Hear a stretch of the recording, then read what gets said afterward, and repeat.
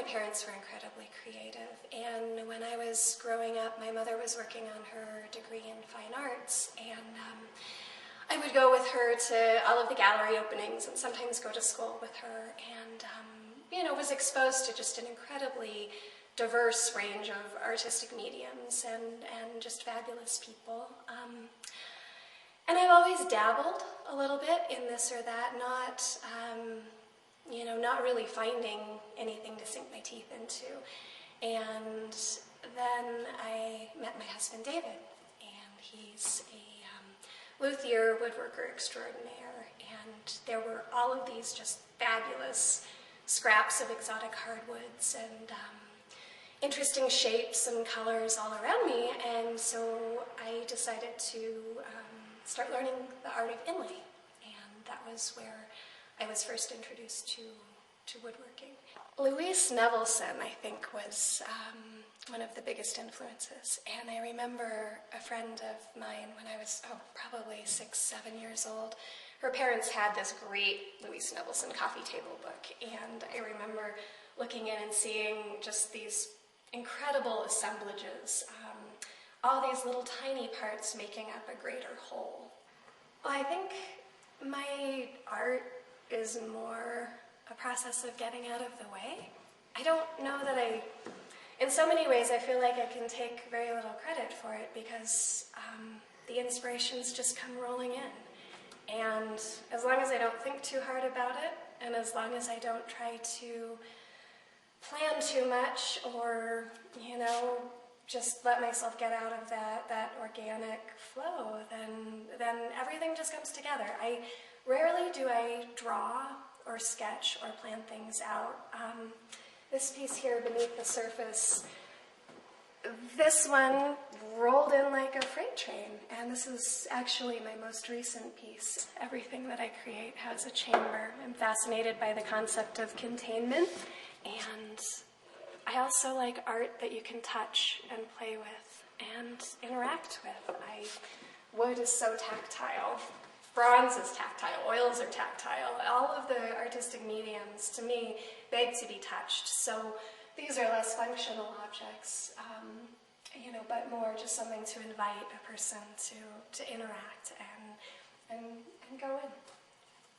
This piece is titled Totem, and totem poles are usually very hard, geometric, sometimes scary art pieces, and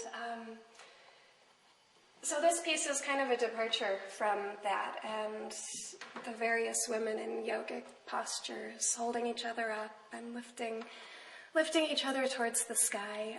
It's a tribute to women in the female form, and these are boxes as well. Each one opens, and each chamber has fun things, sometimes symbolic, sometimes not.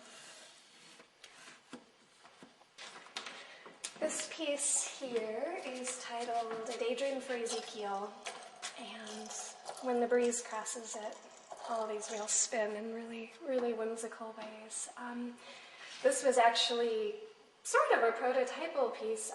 This is one that someday I would love to build in more of a monumental form, and so it was sort of an exploration on wheels and how things spin and what works together and what doesn't. And of course, little chambers open and close. This is a recent piece, The Playing Grounds. This is based on a place in Peru, and the people go in thousands, and it's part of a spiritual holiday, and they build in small areas, little constructions that are the literal manifestation of their dreams. And for as far as the eyes can see, it's a little miniature civilization. It's incredibly, incredibly powerful, and somewhere I'd love to travel to someday. A lot of my artwork is based on ancient places. It's based on archaeological ruins, things like that. The cliff dwellings are a great example of this. This is Cliff Palace from Mesa Verde National Park, and It's accurate for the most part, the placement of the kivas and the primary buildings. And this is an incredibly magical place. I learned so much. These boxes, this is my vessel series, and these pieces of wood speak to me. I see these shapes and these symbols and these forms in the wood, and these are probably my most organic, free-form art pieces. I just sit down and start cutting, and I let the wood tell me the direction to go in. And they all open from the top, and some have additional chambers, mostly hidden. I would love to make these sculptures be something that you could walk into, that you could live in. And I'm limited by my understanding right now of building monumental pieces, but I think ultimately that would be my dream.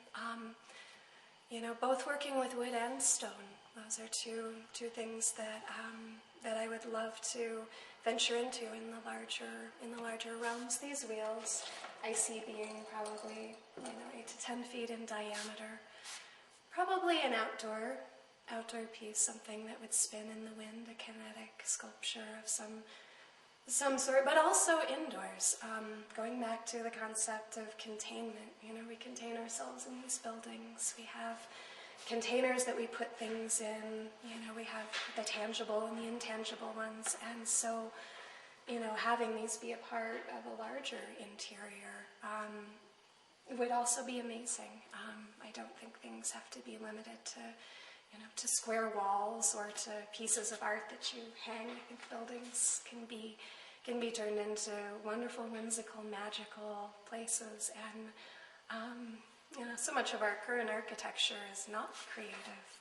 Maybe I just don't get out of La Vida enough, but I would love to see more curves, more fluid, moving things in the larger buildings. So, yeah, someday, maybe when I'm old and gray, I'll build huge things. Yeah, I think there was nothing in grade school or high school that really, inspired me to move in creative directions. So in college, I was a science major. I actually was leaning towards medicine and had the biggest brain that you could possibly imagine. Very, very dry, very serious, and not creative at all. And I paused to raise my family and got married, had my son Devin, and that was really when things shifted for me, and I started exploring the creative realms again. Never would have imagined myself to be a woodworker, not in my wildest dreams. Thought I would be more the business type, working in a doctor's office somewhere, or just something like that.